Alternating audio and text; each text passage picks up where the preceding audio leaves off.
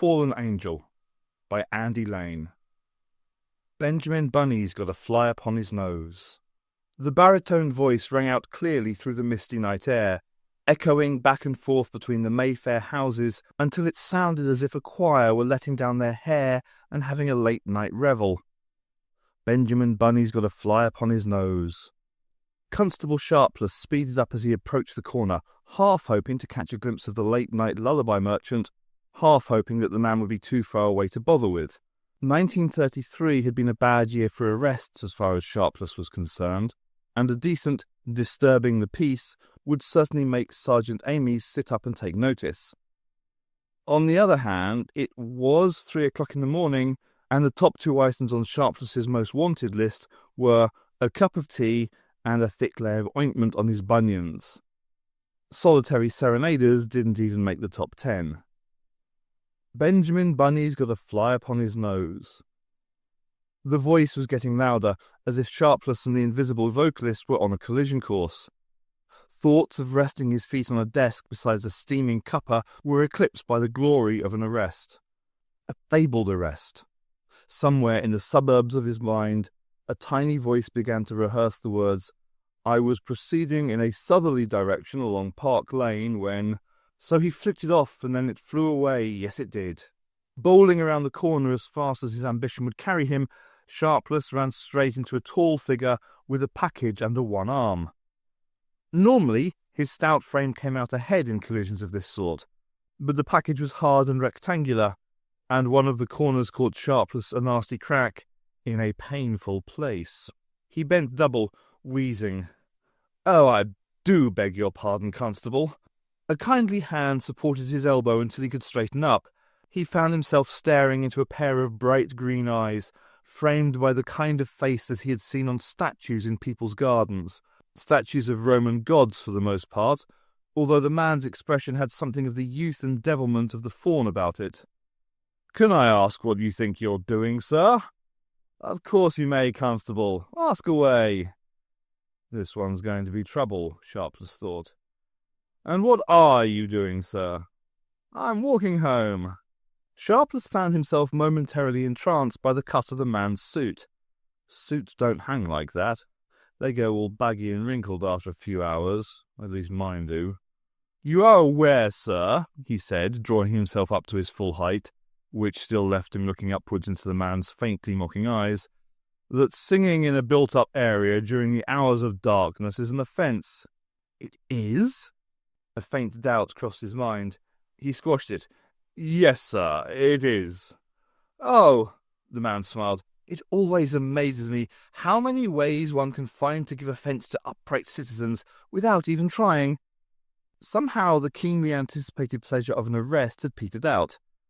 There was something about the man that suggested lots of paperwork, accompanied by an unremitting flow of sarcasm and the prospect of a case being thrown out of court. That cup of tea was looking better and better. One last try, perhaps. "May I ask what..." He checked himself. "What's in the parcel, sir?" The man handed the parcel over. It was about half Sharpless's height. Gingerly, the policeman unwrapped it. "It's a painting," he exclaimed. "At least I think it's a painting." "Well done, Constable. We'll make an art critic of you yet." Sharpless cast a critical eye over the canvas. It was mainly bright yellow, with occasional black squiggles fighting with red dots. "What's it meant to be, then?" "It's a portrait of Madonna with Child by Rubens," said the man. "Ah." Sharpless inwardly digested this. "Well, I don't know much about art." "Enough said, Constable," the man murmured, deftly rewrapping the painting. "I can see that you're a man of keen and discerning tastes." There was some sort of commotion going on in the distance. Shouts and police whistles pierced the mist. Sharpless turned his attention away from the man and towards the sound of running footsteps somewhere along the road. "I'll let you off with a warning this time," he announced. "But remember, there are people trying to sleep. If you're going to sing, sing in the bath." "Thank you, Constable. I'll remember that. Good night to you." "Good night, sir." The man sauntered off, carrying the package as if it weighed nothing at all. Within a few seconds, the mist had swallowed him up. By the time Sharpless turned back, a portly uniformed figure had appeared, breathing heavily in front of him. "Sergeant Ames!" Sharpless exclaimed. "Sharpless, there's been a robbery. Sir Wallace Beery's latest acquisition has been stolen. A painting. Modern art, if you please. The thief didn't even cut it out of the frame. He just walked off with it, calm as anything. And he left this in its place." He handed Sharpless a small card. On it was a drawing of a man whose feathered wings and white robes proclaimed him to be an angel, an impression offset by a devilish smirk and a forked tail. "Vengeance has been visited upon you by the fallen angel," it said in tiny Gothic lettering beneath. Sharpless looked at it briefly and handed it back. "Another one," he sighed. "That's the 20th this year. What does it all mean?" "You've been on duty all night," Ames growled. "Have you seen anything out of the ordinary?" A thought struck Sharpless with some force, leaving him with a distinct sensation that he was in a lift and had left his stomach back in the basement. "What was it a painting of?" he asked carefully. "It was called Venus in Furs," the sergeant said. "Sir Wallace described it as being a dadaist representation of phallic envy, whatever that means." "Why do you ask?" "Well," Sharpless replied with evident relief, "I did see a gentleman carrying a painting, but it was a Madonna with Child by Rubens. I would have spotted what was it, Berber Rage at Gallic Envy?" Amy stared suspiciously at Sharpless. The constable stared back. Somewhere in the distance, a voice was raised in song. "Clever, clever Benjamin Bunny." Lucas Satan let his voice trail away into a chuckle. The gullibility of the common or garden policeman never failed to amaze him. Carefully fenced in Amsterdam, the painting could net him upwards of 4,000 guineas, but it wasn't the money that brought a gleam to his eye and a lightness to his heart. Lucas Satan didn't need money.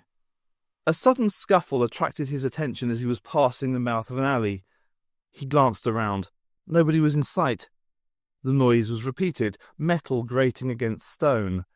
Heavy too by the sound of it, too heavy to be a gun, which had been his first thought. There were a number of people within striking distance of London who would have been glad to see him dead. His country house was still being renovated after the last firebomb attack. Quickly, he stashed the painting beneath a car. It had not been moved for some weeks, judging by the leaves piled up around the tyres, so his booty should be safe. Not for an instant did it occur to him that he could ignore the noise. Lucas Satan, scion of one of the most aristocratic and wealthy families in England, but better known to police, journalists and criminals alike as the Fallen Angel, had two character flaws. The more innocent one was an insatiable curiosity.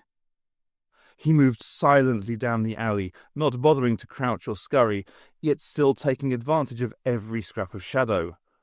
Rotting vegetables squashed beneath the expensively tooled leather of his shoes. Rats scuttled amongst dustbins and over loose cobbles.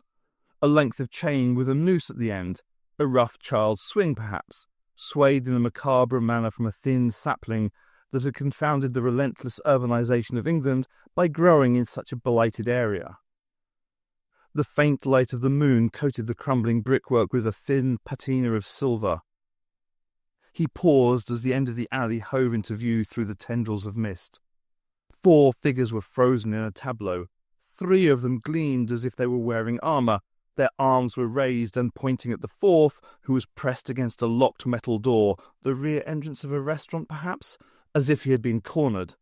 "Oh, dearie me!" he cried plaintively, wrapping the tails of his long jacket around him for protection. "Oh, dearie, dearie me!" Although no guns were visible, their presence was implicit. It looked like a simple case of robbery. He didn't even consider slipping quietly away. He didn't approve of theft, not from those who didn't deserve it at least, and the little fellow looked like the prototypical victim to him. The Fallen Angel stepped forward. "Excuse me," he said, "but is this the Agoraphobics Anonymous outing?" The 3 figures turned towards him with a soft hiss. Their faces were blank metal. Like flower stems, the stalks of their necks were thin and flexible. Their backs were covered with what appeared to be bunched cloth with a silken sheen to it, and their hands and feet weren't hands or feet at all, but vicious bronze claws. This wasn't just an ordinary attack on a passing pedestrian. "If I had known it was fancy dress, I'd have come as Napoleon," said the fallen angel. One of the 3 armoured figures took a step forward. Small puffs of steam issued from its joints as it moved. Its blank head tracked the fallen angel as he stepped sideways. A gun appeared in the fallen angel's hand as if by magic. "To quote a line I've heard all too often in my short but not uneventful life," he said quietly. "What's going on here, then?" "Watch out for them!" the man cried. He ran a hand through his tousled black hair. "They can fly!" "So can Wilbur and Orville Wright," said the fallen angel. "But they don't need a tin opener to put on their pyjamas." "No, you don't understand. They're dangerous." "Who? Wilbur and Orville?" "No!" the man wailed. "The robots!" The fallen angel smiled grimly. "That's a coincidence," he whispered. "So am I." The lead creature straightened its arm in a curious pointing gesture. A gout of flame leaped from its fingertips and blasted a chunk of masonry from the wall beside the fallen angel. He flung himself to the side, converting the fall into a graceful roll which brought him up against the other wall. He fired once, twice, and watched as sparks flew from the creature's head as the bullets rebounded and went spanging down the alley. Another blast sent a spray of brick splinters stinging across the fallen angel's cheek. He dropped to a crouch and scooped up a mouldering lettuce, which he bowled underarm towards the creature. The vegetable burst across the creature's mask and slid downwards across its chest, depositing a number of soggy leaves across the place its eyes would have been had it been human. Silently, and with great deliberation, it began to scrape the refuse from its head, and behind it, the other 2 creatures began to rise into the air, borne aloft by huge and diaphanous wings that they had kept furled upon their backs. The violent flapping sent scraps of paper and rancid food spiralling through the air, and the fingers of their outstretched hands tracked the little man as he scurried over to join the fallen angel. "I told you they were dangerous," he said. He had the odd habit of rushing through a sentence as if he worried he might forget how it ended, and then drawing out the last word to make up for the hurry. "You shouldn't have involved yourself." The fallen angel looked up. 2 of the creatures were circling above the alley like metal wasps, and the one that had attacked him was rising to join its comrades, wings blurred and humming. "I can't help myself," he replied. "Every time I see someone being attacked by flying metal men, I just have to interfere." "Well, don't think I'm not grateful. I'm Lucas Satan, by the way, champion of the fallen, reviver of sunken spirits, recoverer of lost boodle, and scourge of spurious morality. And I'm the doctor." The doctor's face crumpled into an exaggeratedly worried expression. "But for how much longer, I don't know." The first explosion sent dustbin lids spinning like deadly discuses through the night. The second sent the doctor and the fallen angel flying. 2 of the creatures swooped towards them as they lay stunned, whilst the third cut off their escape at the end of the alley. Even as he knocked away the metallic talons flailing at his face, the fallen angel's mind was racing around the problem, trying to come up with a means of escape. A whistle blast at the mouth of the alley cut through the deep hum of the creature's wings and the sibilant hiss of their limbs. The flailing of claws abated somewhat, and the fallen angel's heart turned to ice as he saw, silhouetted in the mist, 2 policemen. "Get out, you fools!" he yelled. He didn't have much love for the constabulary, but there were limits. "Now what's all this, then?" said the smaller and more portly figure. The fallen angel recognized his voice. It was the policeman who had stopped him in the street. "Don't you know what time it is?" His words were cut off by a massive explosion. When the smoke cleared, the fallen angel could make out 2 broken bodies sprawled in the road. "That's it," he murmured to himself. "The kid gloves are definitely off." He gestured to the doctor, who was currently sheltering inside an overturned dustbin, to stay out of sight. The doctor waved a bright turquoise handkerchief in reply, and then mopped at his brow.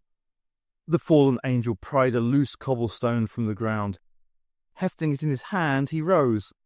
The 3 metal creatures hovering overhead turned their attention back to him again. "Hi, fellows," he cried merrily. "Who's for a game of coconut shies?"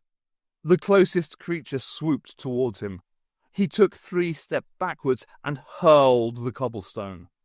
It caught the automaton full on its smooth face with a distinct bong that reverberated through the night like the chimes of Big Ben. Veering off course, it shook its head as if trying to dislodge an annoying insect. "Benjamin Bunny's got a fly upon his nose," sang the fallen angel. The doctor gazed over at him as if he were mad. Taking another few steps backwards down the alley, the fallen angel picked up a second cobblestone. The other creatures were trying to outflank him, moving apart so as to present 2 moving targets. He tracked them as they flew parallel to the top of the alley walls towards him. His hand moved too fast to see. A stone flashed through the darkness. A satisfying clang reached the ears as one of the automata veered away. The third one was diving feet first at him, claws eagerly outstretched. He took a few more hurried steps backwards and felt behind him for what he knew had to be there. For a moment his hands clutched at empty air. Then the cold chain of the children's swing scoured the palms of his hands. He ducked, and the automaton's claws scythed through the space which his head had occupied only moments beforehand.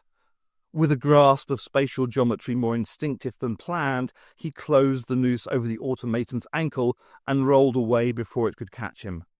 The automaton soared away into the sky, trailing the chain behind it in a tightening loop that linked it to the sapling. Without pausing for thought or breath, the fallen angel sprang to his feet and pounded back down the alley towards the doctor. The automaton, not to be cheated of its prey, turned in midair and dived after him. Explosions punctuated the night as the automaton, tired perhaps of close range work, fired repeatedly at him. He dodged the brief orchids of flame, and then, at a carefully calculated moment, skidded to a halt and turned to face it. As its featureless metal face and gleaming talons grew in his sight, blocking out the sky, the stars, and the alley, and reflecting only the fading orange glow of the explosions, he smiled. "You are aware, sir," he said in a mock pompous voice, "that flying an automaton without a leash is against the law." The chain pulled taut in a cacophony of metallic creaks. The sapling bent and creaked alarmingly. Flailing claws cut the air scant inches in front of his face for what seemed like an eternity. And then the elasticity in the sapling won out over the frantic buzzing of the automaton's wings. It sprang back into shape, pulling the metallic creature backwards at increasing speed until the wall intervened.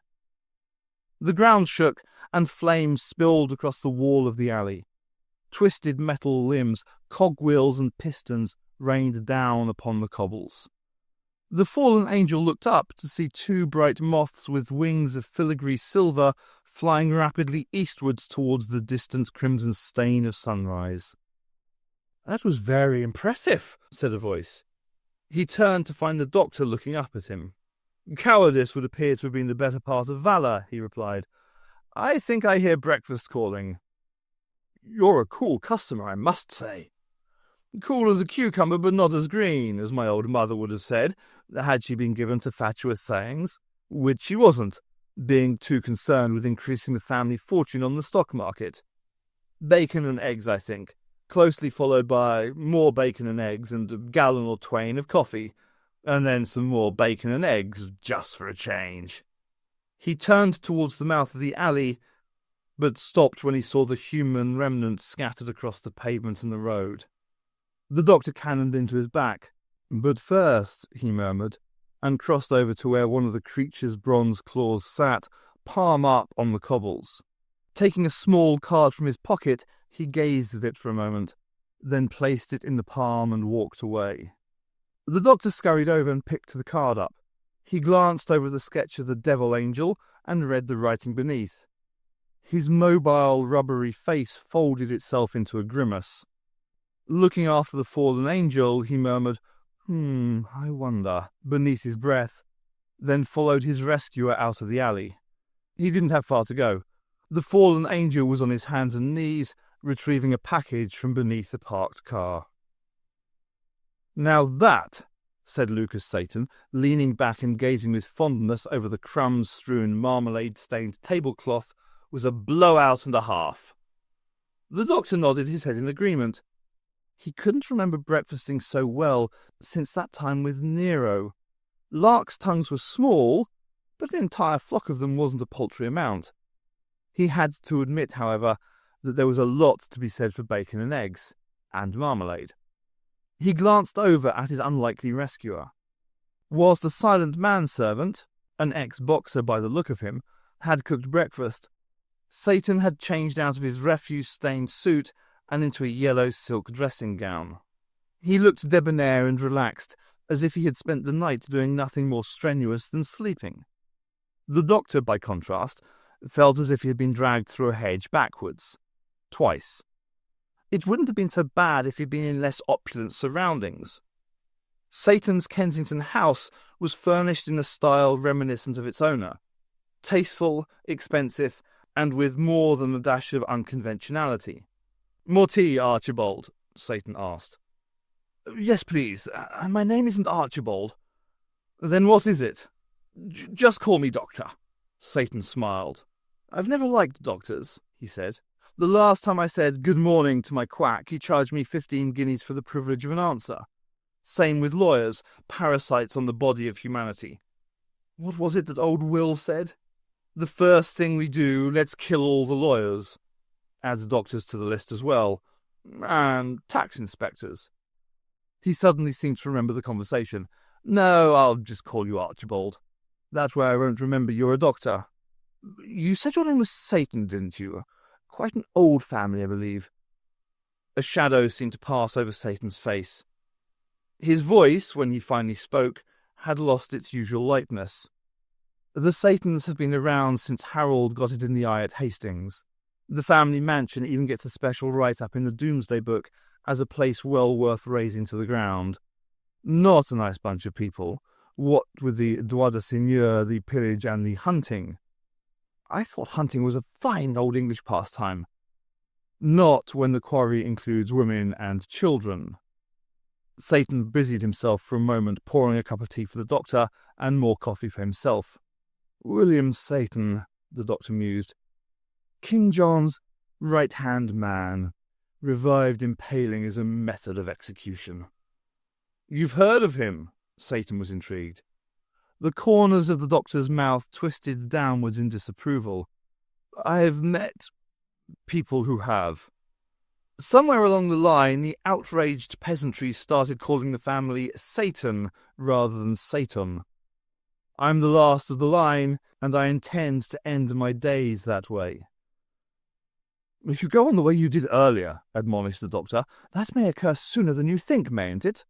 Satan took a sip of coffee and smiled. "Yes, about last night," he began, and raised an inquiring eyebrow. "Ah," the doctor squirmed in his chair. "It's going to be a bit difficult to explain. You called those things robots." "Robots, yes, from the Czechoslovakian for worker."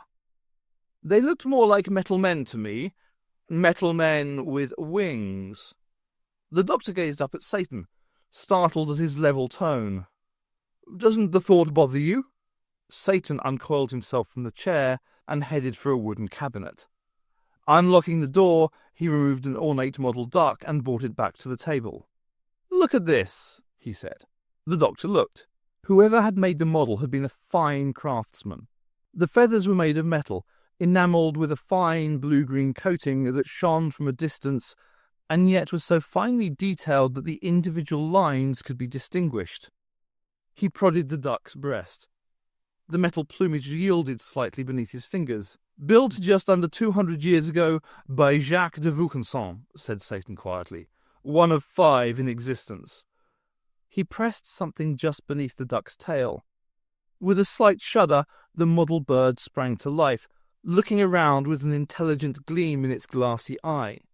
Twisting its head, It began to mimic preening its plumage. "Very impressive," said the doctor. "Clockwork," said Satan. "Over 5,000 separate mechanisms." Tiring of its ablutions, the duck stretched its neck and spread its wings out wide. "The wings alone contain 400 separate parts," Satan added. "Interesting though this is," the doctor said as the duck waddled over and began to sip from his cup of tea, "I fail to see the relevance. If an automatic duck can be built, then so can an automatic man, even one with wings. It's just a matter of scale. No, the creatures that were attacking you last night don't particularly surprise me. What I want to know is, why?" The doctor moved the cup out of the way and watched disapprovingly as the duck pecked away at empty air. "The problem with robots is that they can only follow orders, you see," he said eventually. "When circumstances change, they don't necessarily have the capability to change along with them." "What are you getting at?" The doctor bent close to the metal bird. "Quack," he said loudly, and again, "Quack." The duck did not respond. Satan just smiled indulgently. "Whenever you're ready, old crayfish." "Those flying creatures were programmed to guard the inhabitants of a particular house, return any escapees, and kill anybody that got in by accident," the doctor said eventually, having failed to distract Satan from the question. "I and my companions appeared in the house. The guards found us, but I managed to escape from them into the open," he scowled. "I hid in the first place I came to, the back of a lorry full of cabbages. Of all the silly things to do! I must have run out of the grounds of the house and into a neighbouring farm. The next thing I knew, I was heading for Covent Garden Market. I didn't dare alert the driver, because I could see the robots following the truck. If we'd stopped, they would have caught up and killed us both. I hopped out in Kensington, but they weren't far behind." His face fell. "I don't know what's happened to my companions, but I have to go back and find them." Lucas Satan leaned back in his chair. "And what was so important about the inhabitants of this house?" he asked. The doctor watched as the duck waggled its tail, looked around, quacked, and subsided into quiescence. "I take it that this object is a family heirloom," he said, apropos of nothing. "Yes, but not my family," said Lucas Satan. "I stole it." The doctor glanced up at him out of shadowed eyes. "Stole it? I steal things. Why? Why not?" "This is silly."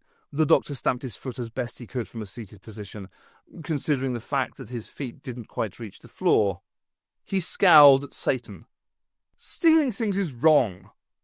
The easy smile dropped from Satan's features.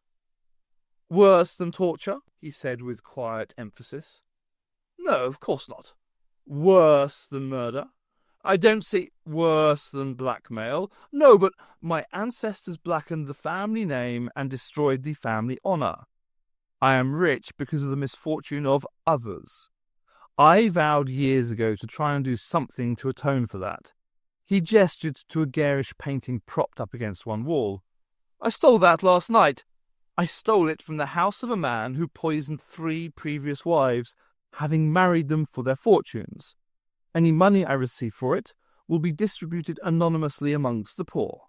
The duck I took from a pornographer and drug dealer, who has lured countless innocent girls into a life of degradation." "I see." The doctor's voice was quiet. "You think of yourself as a latter-day Robin Hood, or something like that chap in the stories, whatever his name, the saint. Why not just give away your family fortune?" Lucas Satan met the doctor's gaze unflinchingly. "Robin Hood was poor and lived in a forest. I like my creature comforts too much. When I die, any money left in the Satan estate will go towards setting up a trust for those less fortunate than myself, which includes virtually everyone, as I consider myself the most fortunate of men." "And what are the people you steal from? How does stealing 1 or 2 of their possessions punish them?" Satan strode over to the window and stared out into the street. "There isn't usually enough evidence to get a conviction," he said after a while, "and I won't act as executioner. Taking away their fortune, or their happiness, is about as far as I can go. I know which side I'm on. I sleep at night. Can you say the same? Oh, yes, said the doctor. At least when I do sleep, I sleep happily. He sighed. In our own way, we're both on the side of the angels. Satan laughed bitterly. And that's what I call myself, he said. The fallen angel. I thought it had a certain ring to it. He turned back to the doctor, and his mask of flippancy was firmly back in place. So, Archibald, he said, where do we go to rescue these friends of yours? The doctor gazed up into the open, smiling face of Lucas Satan and felt his heart lift. Love them or hate them, you had to admit that humanity was unpredictable. Personally, he loved them. It's a manor house in Sussex, he said. Or at least that's what it looks like at the moment. It's got a certain chameleon-like quality about it. I can find the way, I think. And what can we expect when we get there? Danger, of course, the doctor scowled. No, I can't possibly expect you to help me. It's far too risky. You silly old bear, said Satan. I've always wanted to go on an expedition. An expedition? Said the doctor suspiciously. Indeed, and it is because I am a very illegal animal that I will be useful in the adventure before us. Somewhere in the back of his mind the doctor smiled, but he made sure that his face stayed worried. Usually it was he who quoted Winnie the Pooh. It threw him a bit to be beaten to the punch. Are we going for a journey with the goat's new compass? He asked innocently. Indeed we are, old bear. Let's hope we don't reach the end of our brick. The wind whipped the doctor's hair back behind him like the tail of a very short comet. He clutched at the dashboard of Lucas Satan's open-top Lagonda as it hurtled fast and low around another corner. Do we have to go quite so fast? He yelled above the roar of the engine. No, of course not, smiled Satan, pressing the accelerator to the floor. The Lagonda leapt forward like a cheetah that had suddenly remembered an appointment. What's the customary procedure in these cases? The doctor shouted. The crustimony proceed cake? A deep sigh was snatched from the doctor's lips by the slipstream. This incessant flippancy was beginning to get on his nerves. He wondered briefly if he had the same effect on other people. What are we going to do when we get there? Oh, I never make plans. I find them so stultifyingly boring. No, my old avocado, improvisation is the name of the game. Are you going to tell me who's in the house? You won't believe me. In that case, I'll just waltz up to the door and ask if I can come in. You can't do that. Watch me, Archibald. The doctor mopped at his face with his handkerchief. Oh, very well, he sulked. I'm going to tell you a story about a war, and about the people who started it. They thought that they ruled the universe, do you see? They really believed that it was their divine right to order everybody else around, and they were willing to kill everybody to prove it. The problem was, a lot of people were taken in by their claims and fought for them. As he spoke, the habitual tone of innocent uncertainty seeped from the doctor's voice, leaving it cold and hard. More people died than you or I could count in 1,000,000 years. People like you and me, and people not much like us at all. Suns were blown up, worlds were turned inside out. In the end they lost, as tyrants always do, but at such a cost. He hesitated, his eyes still seeing the horrors of the past. And what did you do with them? Asked Lucas Satan softly. The doctor didn't spot the sudden shift from general to particular. What should we do? They were just overgrown children. We couldn't kill them. It would have made us just as bad as they were. So we put them in a prison of the mind. The Lagonda slowed slightly and suddenly veered through a gateway into a field. Ahead of them, a large hangar seemed to be fighting a losing battle against rust. We carefully expunged every trace of their defeat from their minds, and we brought them here. We gave them a house and told them that it was a top-secret fortress. We gave them guards and told them that they were servants. They send orders out over the radio, and false reports are sent back to them. They have setbacks, they have glorious victories, but none of it is real. They are happy, and so is everybody else. The house blends in with the surroundings, so nobody thinks it's strange. The Lagonda screeched to a halt. Light gleamed on an irregular shape in the hangar. And when did all this happen? Oh, a long time ago. said the doctor, running a hand through his hair and leaving it untidier than it had been. A very long time ago. Is that your aircraft? Do you like it? The doctor's face lit up. Scurrying after Satan into the hangar, he gazed in fascination at the large but somehow fragile shape of the twin-seater Bristol F-2B biplane. It's an interesting story, Satan continued as he checked over the aircraft with a professionalism that belied his usual attitude. And you just turned up in this house by accident. I turn up everywhere by accident. Something caught the doctor's attention up above the cockpit on top of the wing, and he stared at it rather dubiously. It looked rather like a walking frame with a set of straps attached. What's that thing? He asked, pointing. Oh, nothing, said Satan with elaborate casualness. The doctor clambered up the side and into the cockpit. And how are they doing? Satan added. Who? These mythical rulers of the universe who aren't actually ruling anything. I never got the chance to see them. The guards caught us as we left the The doctor suddenly bit his tongue. Dear me, is that a machine gun? He pointed to a large perforated double-cylinder set forward of the cockpit. It is indeed, old bear, Satan replied, but the doctor had lost interest. His foot had found a pedal and was vigorously pumping it, causing the wing flaps to jerk up and down and the rudder to fishtail. Somehow I never got round to removing it, a voice said from the shadows. Call me an old romantic if you like. The doctor jumped, startled as a man in tattered flying kit walked towards them, wiping oily hands on a piece of rag. His face was confident and weather-beaten. His eyes gleamed like chips of blue ice. Ketters! Exclaimed Lucas Satan. How the devil are you? Luke, I got your call. The old girl's tanked up and ready to go. Good-o! Satan beckoned the doctor out of the cockpit. Archibald, this is my good friend and fellow reprobate Paul Kettering, formerly known as Squadron Leader Kettering, known now to all and sundry, except his landlady, as Ketters of Ketter's Flying Circus fame. There is no better flyer without feathers, and a few with. We were together during the war. He waved a hand in the doctor's direction. Ketters, this amiable lunatic named Archibald, has fallen on hard times. His friends have been kidnapped, he himself is exceedingly bewildered, and is in dire need of a decent tailor. Can we help him?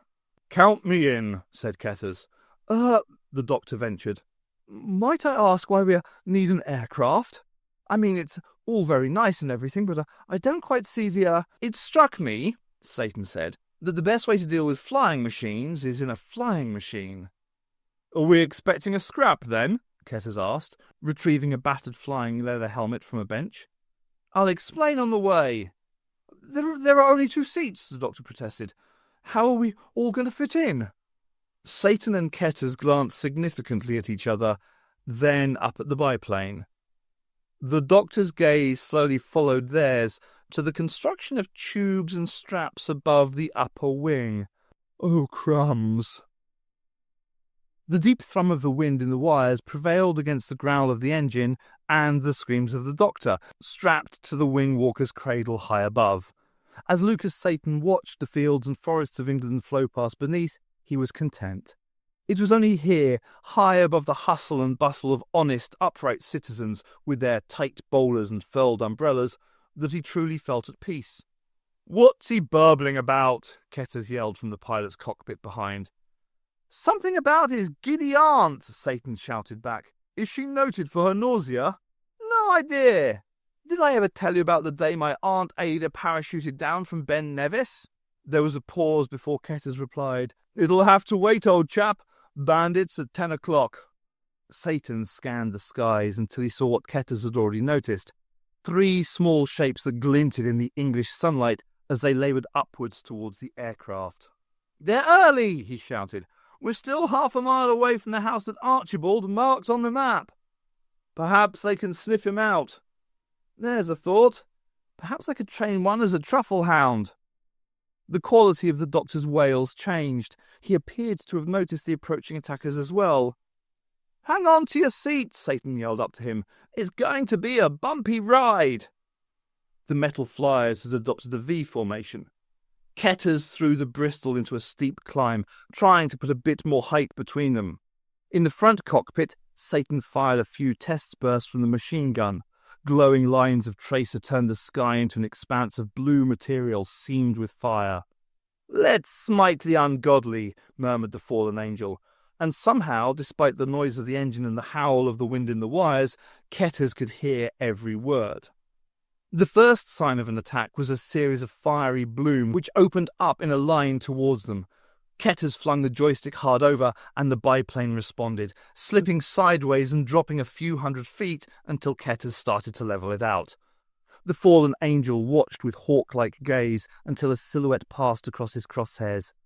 Detecting the shift in direction as Ketters pulled the joystick back again, he took up first pressure on the trigger. The Bristol was almost straight and level now, and the robot was climbing some 300 feet ahead of them. He squeezed slightly, and a line of bright flashes connected the gun to the robot. It jerked as a rash of holes opened up across its filmy wings. It tried to slew sideways to get out of the withering blast of fire, but Ketters anticipated and banked with it. The wings were more air than metal now, and as the fallen angel watched, they ripped apart into silver rags, which fluttered behind the robot as it began the long fall to oblivion. "Oh, crumbs!" came a cry from above their heads. "Look out behind you!" The fallen angel jerked around to find two robots on their tail, blank masks reflecting the garish colours of the aircraft and the pale pink face and little round mouth of the doctor. Ketters, acting on instinct, put the aircraft into a steep dive and kept pushing the stick until they were flying upside down. The robots, taken by surprise, reacted late, by which time Ketters had flipped the plane over and pulled up on the stick to bring it into another loop. By the time he straightened it out, the robots, unfamiliar with the principles of an Immelmann turn, were 300 feet below and heading in the wrong direction. Ketters pulled the biplane round and dived towards them. The fallen angel raked the left-hand one with a long burst and watched with pleasure as its body disintegrated into limbs, gears, and sticky black liquid. The right-hand one twisted neatly in midair and began to climb. Through instinct or intelligence, it managed to put itself directly into the blind spot beneath the biplane. Ketters pulled the stick over and banked the aircraft whilst the fallen angel unstrapped his webbing and leaned over the side. The bottom wing cut off a lot of the sky, but he couldn't see any sign of the creature, until a large metal hand snaked around from beneath the wing, took hold of his flying jacket, and pulled him out of the cockpit. The fields below spun sickeningly as he dropped. Pulling his automatic from his jacket, he attempted to spin around and fire at the creature which was clinging to the undercarriage, but the aircraft was too far above him, and receding with every second that passed. He pulled the ripcord of his parachute, hoping that the drag would slow him down enough to snap a shot off, but the jolt as the chute mushroomed out above him snatched the gun from his hand. He watched in mortification as it fell away. Never one to mope, he turned back to the action and was just in time to see the robot reach out and shove its arm into the propeller blade. Fragments of wood sprayed into the air, and the healthy rumble of the engine was transformed into an overheated whine. Ketters was fighting to keep the aircraft straight, but the Bristol was noted for having all the gliding characteristics of a loaf of bread. The plane began to fall, gracefully but uncontrollably. "Get out!" the fallen angel yelled impotently. He thought he could see the doctor's diminutive figure struggling with his straps, but Ketters was fighting the aircraft every foot of the way. A gust of wind twisted the fallen angel away from the action. He was falling towards a manor house set in extensive grounds. The ground was approaching as rapidly and unavoidably as the chicane at Brands Hatch.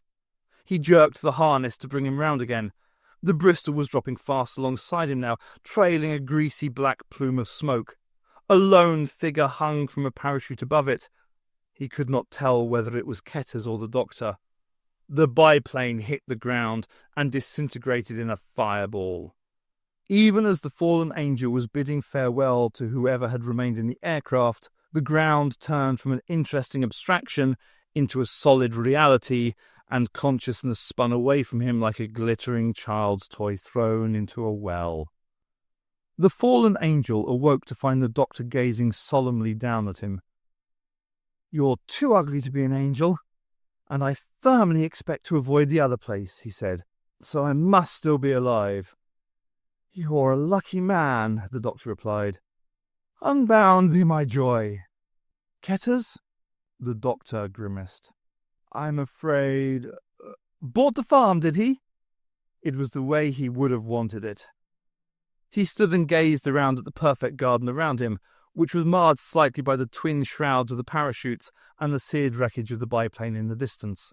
"When I die, think only this of me. There is some corner of an English field that is forever Ketter's." He sighed and turned to the doctor. "Well, why aren't we dead?" "The guards flew over us a couple of times, but I'd covered us with the parachutes and they assumed we were dead. As I said, their programming isn't very flexible." "Is that it, then?" "Is what it?" "The eulogy for Mr. Kettering. Doesn't it bother you that he's dead?" "Allow me to explain something, Alphonse. I thought it was Archibald." "You look more like an Alphonse at the moment. Ketters lived life like I do, on the edge. He didn't worry about dying. When he and I meet up again in the halls of the Happy Buccaneers, we'll raise a few glasses and laugh about what happened today. I don't intend grieving for him, because I don't think of him as gone, just temporarily mislaid." The doctor looked up into the fallen angel's eyes, which said so much more than his words. "Doesn't anything frighten you?" he asked quietly. "Only the possibility of a world without fun. Now, let's go get your friends." They crept up to the manor house through the shrubbery. The building was an impressive Tudor monstrosity, and a quick check over the windows confirmed the doctor's story that it was designed to keep people in rather than out. The devices clamped around the frames were not of a design which the fallen angel recognized, but their function was obvious, and it seemed to him that there was no way around them. Unless... "The robots have to get in and out of the house somehow, don't they?" he asked the doctor. "Probably through a hatch in the roof." "I suppose so, but so they must have something which enables them to get past all the security systems, mustn't they? Something that says, 'Hi there, I'm a nasty robot thing and you don't want to raise the alarm, do you?' or words to that effect." "Well, so let's go and have a rummage through the wreckage." The body of the robot that had destroyed the aircraft had been thrown clear during the crash and was buried headfirst in a thicket. The doctor crawled into the bush and emerged 10 minutes later, after many cries of "Oh, bother!" and "Oh, my word!" with a small piece of technical trickery which was, he assured the fallen angel, just the thing they needed. The fallen angel slipped it into a pocket, and they headed back to the house. "Climb on my shoulders," said the fallen angel, "but this gizmo may just cover one of us." "Oh, very well," the doctor sulked, and did as he was told. And so, not for the first time, the fallen angel entered a heavily guarded house through the front door. It had taken him less than a minute to pick the lock, even with the doctor perched upon his back. "I'm sure I should have heard about this place," the fallen angel said as he stepped inside the darkened hallway. It didn't look much like a manor house from the inside. The corridors appeared to be made from some white, marble-like material. "How have you kept it so secret?" "There's a sort of blind spot which we've cast around the area. Even if people do stumble across it, they forget about it within a few hours." "Very clever." "Yes, we thought so." The corridor widened out into a hall-like area, and the doctor gave a little cry of recognition. Moving closer, the fallen angel could see a blue police box sitting incongruously in the middle of the floor. "The TARDIS," said the doctor. "It's still here." "Well, that's a relief. What's a TARDIS?" "It's my, never mind." The fallen angel would have pressed further, but at that moment the door to the box creaked open and a girl peeked out. She was wearing a silvery jumpsuit that showed off her admirable body to its best extent, and her cute rounded face was alive with excitement. A second face emerged above hers, a fresh-faced young man with a rather belligerent expression. "Doctor!" "Jamie! Zoe! Oh, thank heavens you're still alive!" "No, thanks to yon metal beasties," said the young man in a thick Scottish brogue. "They've been chasing us upstairs and downstairs and—" "In my lady's chamber, I'll be bound," the doctor finished. He was beaming and rubbing his hands together, much to the discomfort of the fallen angel, whose shoulders he was still sitting on. "Aye, that's right. It was lucky for us that we made it back to the TARDIS before they caught us. They can't seem to see us if we don't step outside." "Who is this man?" Zoe asked suspiciously. The fallen angel smiled his most disarming smile. "A mere strolling player whose only aim in life is the thwarting of villainy and the frustration of sober citizenry." "Is he serious?" she asked the doctor. "Not that I've noticed," he said candidly, hopping off the fallen angel's shoulders. "Oh, for the love of dear old Aunt Ada!" the fallen angel cried. But he was too late. The doctor had inadvertently moved out of the protective influence of the device they had pillaged from the robot. The doctor clapped a hand to his forehead. "Doctor," said the fallen angel kindly, "you haven't any brain."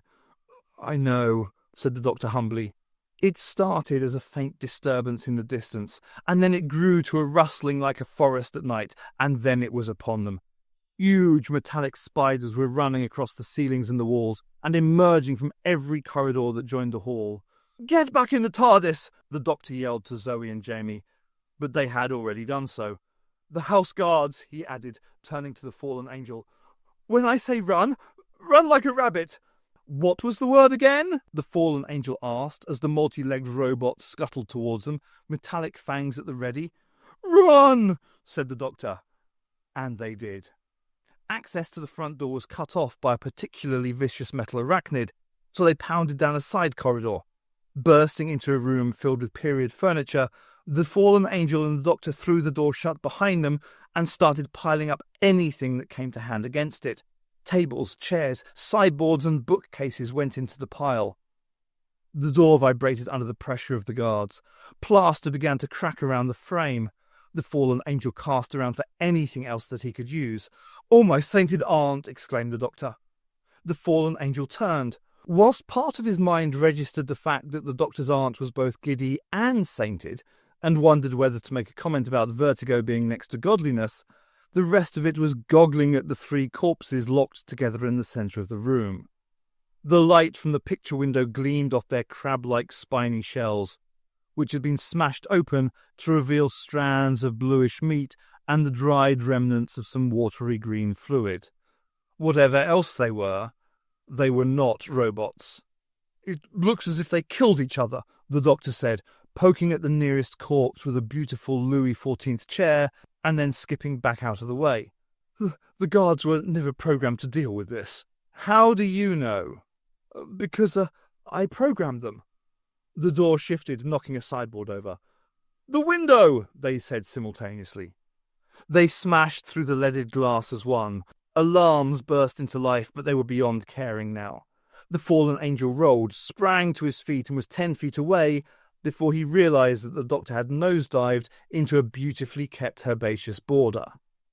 He sprinted back, just managing to snatch the doctor from the multiple arms of one of the guards as it clambered through the window amidst the tinkle of glass. A quick glance told him that the room was crawling with the metal creatures. Halfway across the lawn, he could hear the claws ripping up the ground behind them. Sharp talons clutched at his jacket, but he pulled free and kept on running. For a small man, the doctor moved fast. His tails flapped behind him in the wind, and he was bringing his knees up so high that they kept hitting his chest. A spiked metal pincer caught the fallen angel's shoulder and pulled him back towards a gaping maw in which he could see serrated teeth rotating against one another. He bid farewell to life and love and merriment. A deep staccato noise drowned out the gnashing of teeth, and the metal spider's legs started to fly off at unusual angles. The fallen angel rolled free and watched in delighted disbelief as the pursuing horde seemed to disintegrate in a hail of hot metal. The covering fire was coming from a section of shrubbery, and he and the doctor crawled towards it on their bellies to avoid the same fate as had befallen the guards. "What ho, old man!" yelled Ketters as they entered the bush. He was sitting cross-legged on the ground with the Lewis gun from the Bristol in front of him, its mounting stuck into the ground. The roar was deafening. "What ho, old gooseberry!" rejoined the fallen angel, reclining lazily beside him. The doctor, meanwhile, was panting and puffing and generally looking done in. "You look like you're in trouble," Ketters shouted, still firing in short bursts. The ammunition belt rattling through the gun was more than half empty. "And that's eyebrow, that's all." I see you didn't go down with your ship after all. Damn parachute strap got caught in a bit of metal in the cockpit. Out on the lawn there was mayhem. Waves and waves of spidery guards were rushing onwards to destruction. By the time I got it free, Ketters continued, I didn't have enough time to open it properly. I've dived out as the old girl hit the trees and managed to land in some ornamental lake they've got back there. By the time I climbed out, you had gone, so I rescued old Doris here and sat waiting for you. He swiveled the gun to aim upwards and began shooting down the few humanoid guards who remained to get airborne. And what sort of day have you had? A passable, old chap, said the fallen angel, and took a deep breath. There were close shaves, and there were close shaves. The firing stopped. The fallen angel could feel the heat radiating from the metal of the gun. Smoke drifted across the lawn, and the pile of assorted body parts upon it. Well, he said, mark one up to the angels. Sauntering across the churned-up ground and stepping amid limbs and claws which still feebly grasped at nothing, he took a small slip of cards from his pocket and dropped it gently on the head of one of the spiders. They're a long-lived species, crustaceoids, said the doctor, wringing his hands, and we didn't expect them to kill each other in some petty feud. He was standing in the centre of Lucas Satan's dining room, explaining what little he could to Satan himself, Paul Kettering, Jamie and Zoe. Happens in the best-run governments, Satan drawled from his position, lounging across the sofa. Maybe they didn't actually rule anything, but they thought they did. They probably fell out over the price of bananas on Venus or something equally important. Have another glass of bubbly. Oh, I don't think well, perhaps just one more. So what happened about the guards? Ketters asked. A fault in their programming, the doctor replied. They were never told that the people they were guarding had to be alive. They were just as happy to guard corpses as living creatures. My fault, I suppose, but I can't be expected to think of everything now, can I? And how many other houses full of war criminals of that ilk can we expect to find scattered across this sceptred isle? Satan said as he refilled the doctor's glass.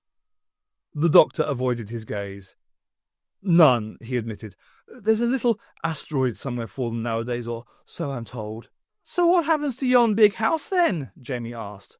Oh, well, it'll be cleared up, don't worry. Now, what do you say to cleared up by who? Zoe asked pointedly.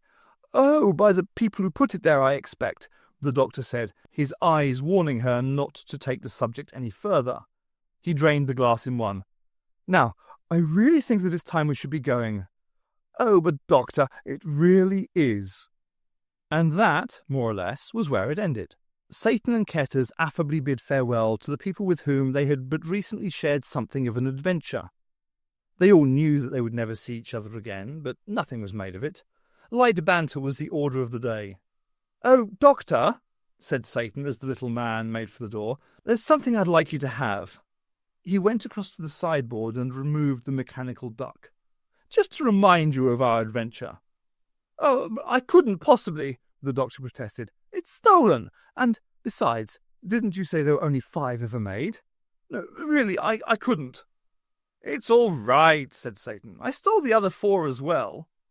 He smiled easily as he watched the 3 of them leave. One of them, the little man with the long black coat, was making little quacking noises as he clutched the metal duck to his chest. Already Satan had forgotten his name. Words were circling lazily around his mind.